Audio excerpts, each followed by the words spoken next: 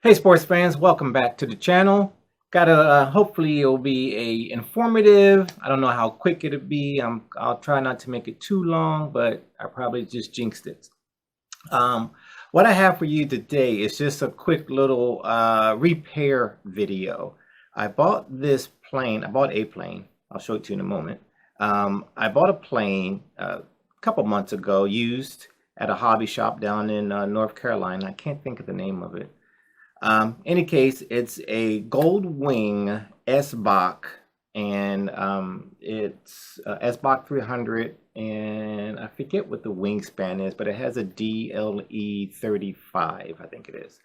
35RA engine, so it's a decent sized little plane, and I was getting it all ready to fly. Had a little issue with getting the engine run. Turns out that the tank needed some attention. Got that squared away. Engine runs well now, and getting it, all prepared to go do my thing. I had it. Oh, one other thing that I did is I replaced the servos that came with the airplane. It was a mix of servos. It had a Spectrum. It has. I didn't replace that one. It has a Spectrum servo on the throttle, and it had a couple of Turnigy digital servos on the elevator, and it had a some MG. I'm not sure what brand that is. MG servos in the wing, and I think also it was another.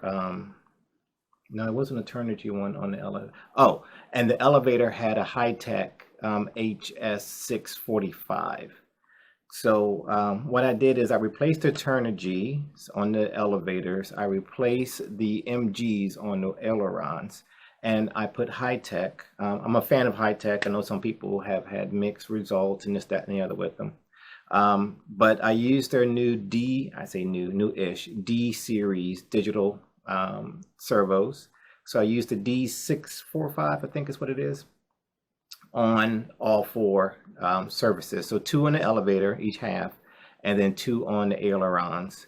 And then I didn't need one for the rudder, and so that's basically it. Those were the four. Actually, I'm sorry, no, I did go ahead and replace the rudder one too.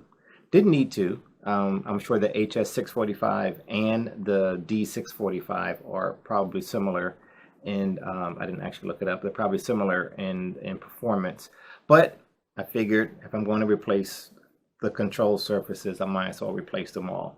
So long story short, pulled up the mix of Turnigy, MG, and older high tech, and replaced them with newer high tech servos. So I had it all set and ready to go, and set the plane up in my garage, and I had a big tall box for a storage cabinet. And so I set it on top of that because my planes get a lot of hanger rash. I am not gentle. I don't mean to be, but it just is what it is. My stuff gets moved around a lot because I don't have the space I want. So long story short, I had it set it on top of there, and on one day I had it pointing in one direction, like the nose was pointing towards the garage door opening.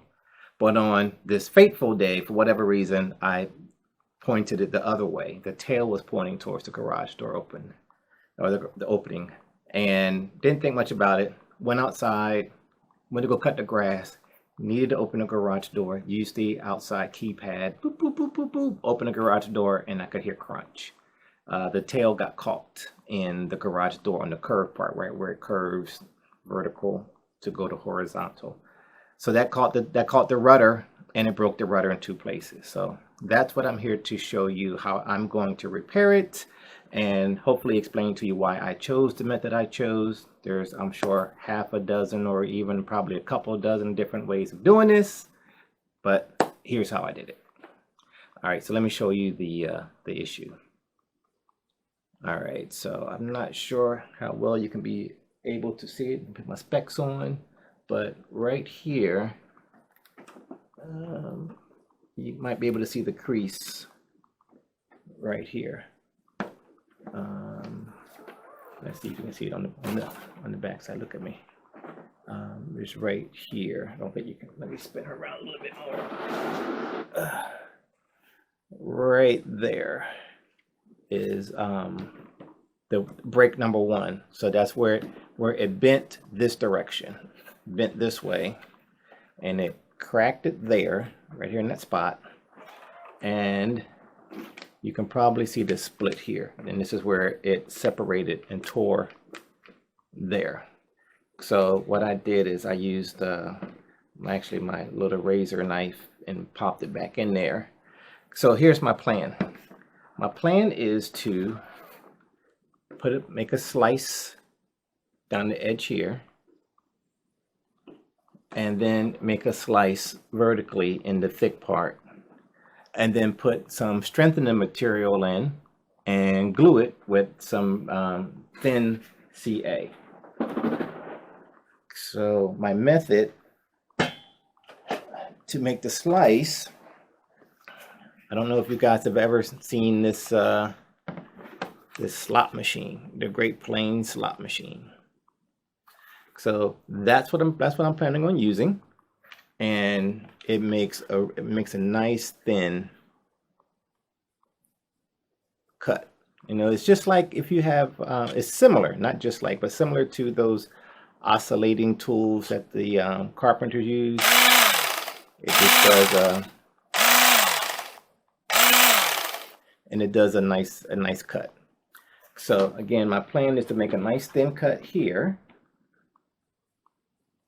and then do a cut, and then do a cut here, and then slide in a piece of material. And I did a little test cut, so it will leave, I did a couple of slices here, so it'll leave a hole, a slot similar to that. Hopefully that focuses, I can't tell. And then I'll slide in the material. Now, what's the material I'm going to use? I have a couple of options, or I considered a couple of options, I should say. I considered a piece of just light ply. I think this is 1/32. I don't think it's 1/16. It might be 1/6. No, it looks too thin. I don't know. 1/32 maybe. Light ply. And it's thin enough. It'll go right in that slot. Actually, I haven't tried this. Let's try this together. I'm sure it will go right in that slot. Yep. It goes in there quite well. And I could use that as a stiffener to stiffen here and to stiffen there. I considered that. But my issue was I wanted it to be less flexible. And the light ply, even if you go against the grain, or with the grain, I should say, it's still, I mean, it's stiff, but it's not stiff enough for my liking. So then my next option, my next thought was to use some material that's called G10. And it's a composite laminate, basically fiberglass type material that's laid down in thin sheets and hardened. So I'll show you what I have here. Let me, this is a piece of, just happens to be blue, and it's nice and thin.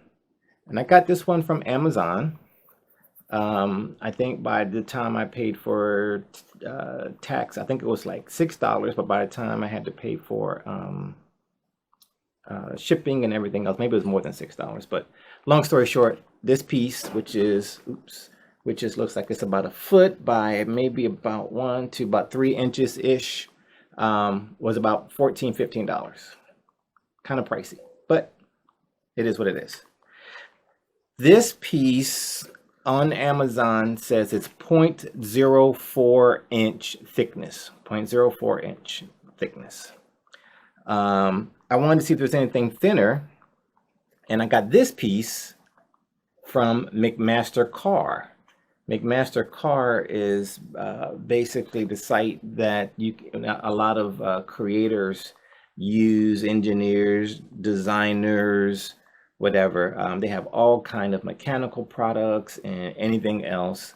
McMaster Carr is great. And this piece, I think it's like 6 inches by 6 inches. Oddly enough, was about the same price. $15, $16 by the time the part itself, the piece itself was like about $4.50, $5, I think. And then it was like $9 shipping and tax, yada, yada, yada, yada. I think it's about $16 all said and done. The good thing is both of these showed up the very next day. A lot of times I buy from Amazon because they have next day shipping. Well, this came the next day. I absolutely was not expecting McMaster car to be the next day, but they did. They showed up. This showed up before the Amazon piece showed up on the next day. So the reason I chose this one also is because on McMaster car site it says that this piece is 0.03 thickness. So that's what I wanted to be as thin as possible. I wanted to be as light as possible because it's way out here at the tail. And, any weight here, mere grams here equals ounces at the other end. So, yeah, I wanted something that was strong, stiff. Let's say this piece here, I mean, that it flexes, but it's pretty stiff. And it's pretty much the same, no matter which way you orient it. And the same thing with this piece from Amazon. Of course, it's longer, so it's more flexible. But if we do the other edge, you see it's plenty stiff. So that's my plan, is to slice off some of this, insert it into the slice I'm going to put into the rudder here and there, and then glue it in with some thin CA. So that's the plan. All right, let me get my my measurements and cutting set up, and I'll bring you back.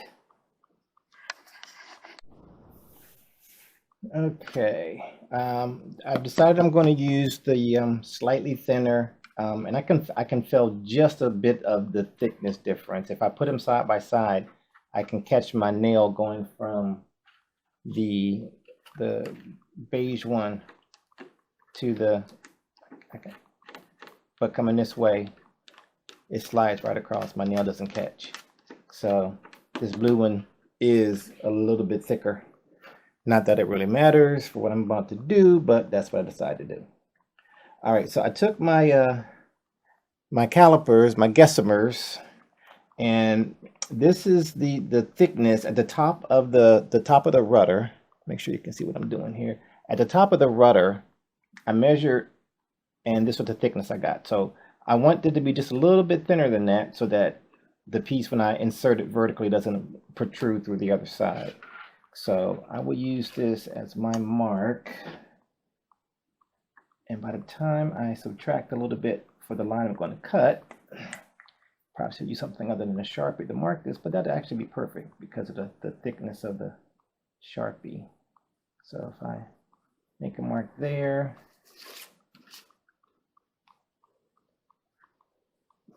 do the same thing here.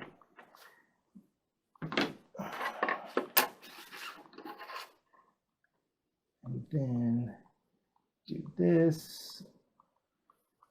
All right. All right. It's not rocket science, so not a big deal. Hope I didn't see. I did spill some glue on that on my table here.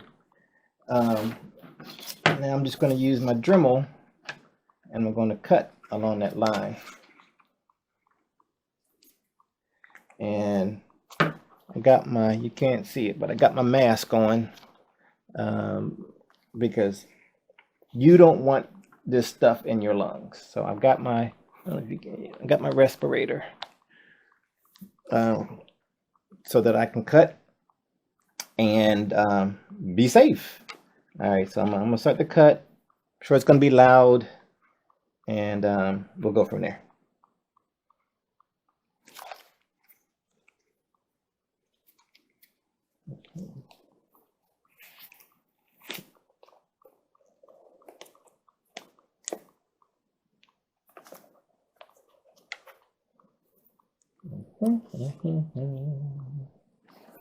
And I'm using a fiberglass cutoff wheel, trying to use a metal on fiberglass or composites.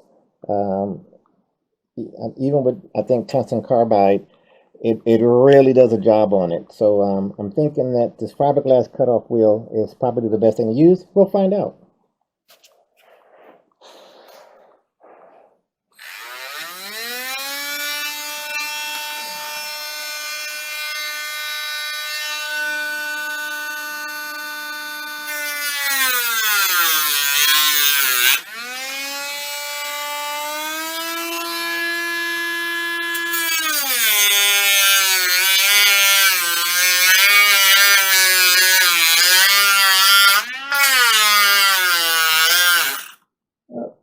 by.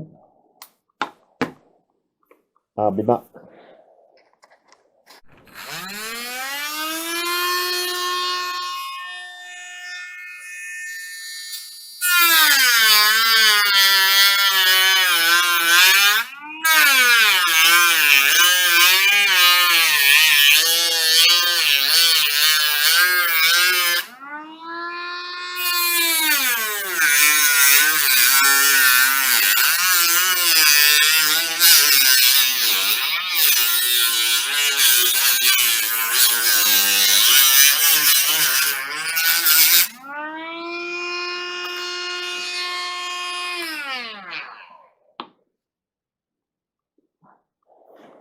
Okay, came out pretty decently. All right, let's see if I fit well within my my gussamers. Yeah, that's fine. Fit right through there, and I can sand it down. All right, I can kick this off.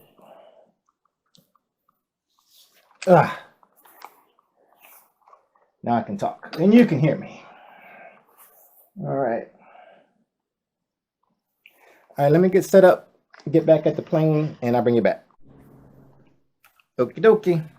All right, also off camera, I did cut that strip into a 1.5 inch length that I'll use up top on the upper part, and a 1 inch piece that I'll use right here.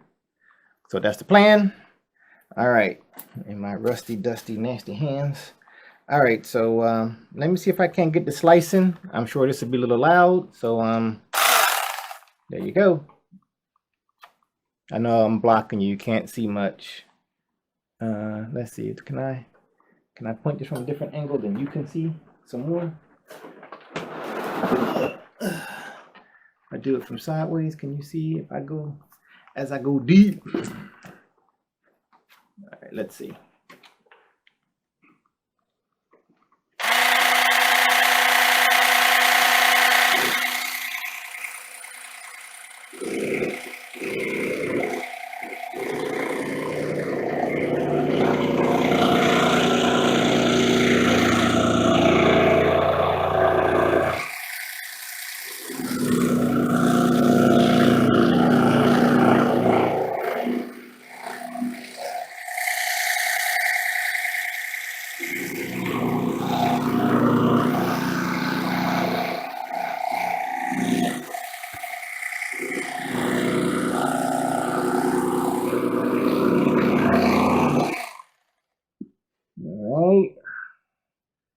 I don't know if that's about an inch or not. Let's see.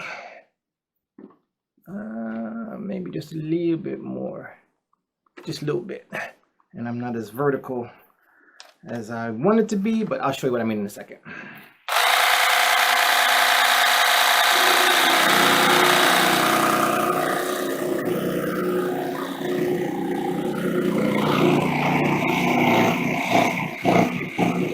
All right.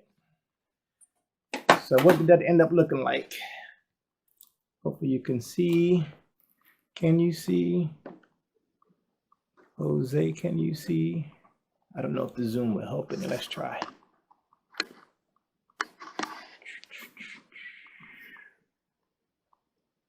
And I can't tell. This is an inexpensive camera, so I can't tell how well it's focusing. All right, so there's my slit there. And let's see if she will go in. Now let me do this some more. I do have a perma-grit sanding block. I was trying to sand a bit of a knife edge to help it go in a little easier.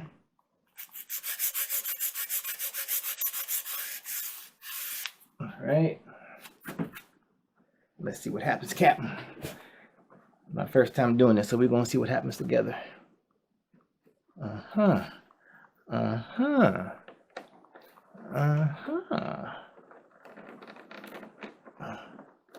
All right, that's in there. Yeah, you can see it, but ooh, already that's nice and stiff. Oh, yes. Oh, yes, I love it. All right, so to glue it, I've got some glue, some CA. Where's my camera? Let me zoom out. All right. I got my Bob Smiths. The light is killing me. Super thin. And I've got some inside of an insulin syringe so that I can inject it inside the wood. All right. This was not the easiest thing to do. As usual, I thought it was going to be easier than it was as far as getting the glue inside the syringe, because it's the needle is so thin, and the glue is, even though it's super thin, it's still just a little bit too thick. So I had a time getting it in there. But let's see if this will even work, or if I need to abandon ship. So I'll push in.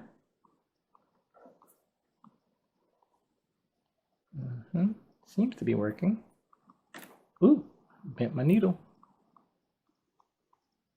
Push too hard. That's what happens when you push too hard. You bend your pusher.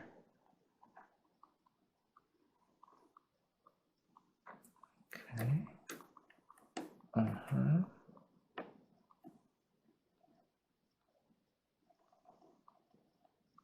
Ooh, okay. That seems to be going nicely.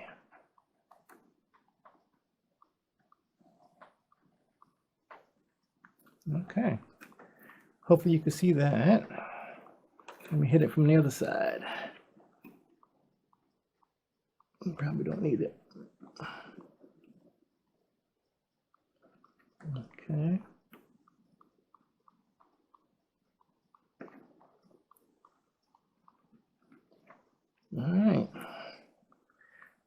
All right, that looks pretty decent. We'll let that set up. Let me get my paper towel. I got a little bit of runoff. All right, I am happy with that. You should be too. All right, and it's not too unsightly. I had initially thought I was going to split this whole thing right down the seam, peel it down, do the repair, and then just try to glue it back. But then I decided to do this, and I like doing this much better. All right, let's get this next one set up. I'm gonna try not to go all the way through to the opposite side. I'm gonna try, no guarantees. Because let's see, let's compare the thickness and the blade. Oh, I should be just good if I go, yeah, I might be able to go. I got just a net hair. Yeah, I know you guys who do machinists could have told me, oh, that's 20 thousandths. You good? I don't know. Not even a 16th. All right, I'm gonna try to do this so that we can both see. Can you see? Oh, say, can you see? You're still straight on. Okay. Maybe if I bring you back this way.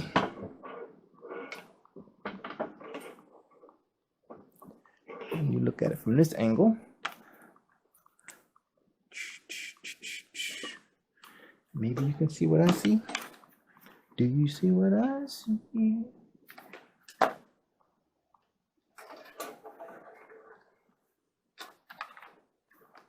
All right.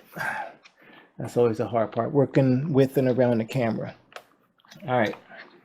I'll try to do this. So I'm gonna try to hit, so the I don't know if you want to call it a spar former. It's about maybe 3/8 thick. So I'm gonna try to hit right in the middle and put my slice, 1.5 inches. Here we go. I know you can't see because I can barely see.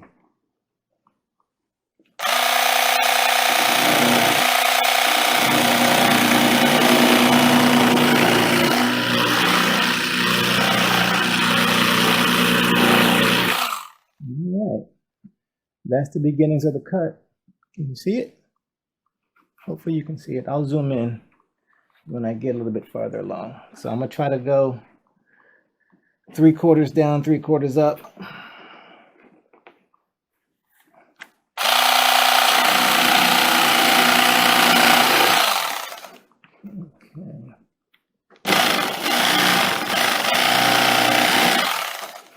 probably good enough.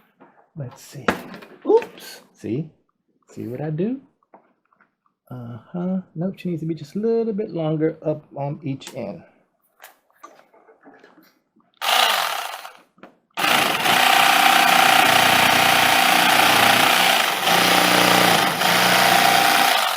Okay.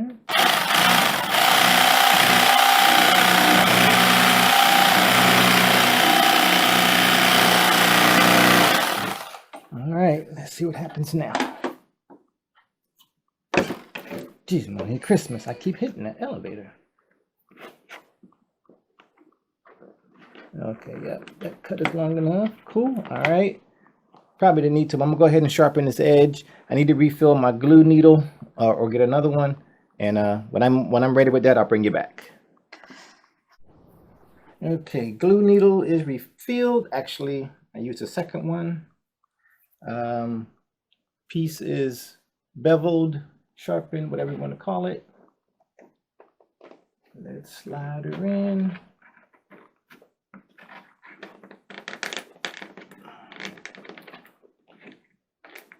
Oh yeah. Oh yeah, brother.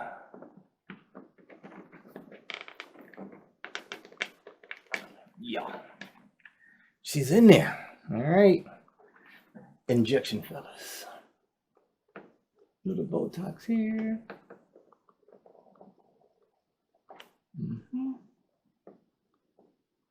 Little Botox there.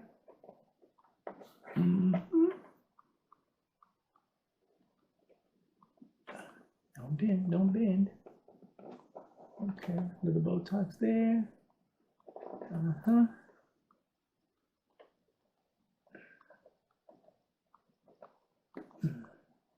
Little Botox there. Okay, I didn't penetrate well that time.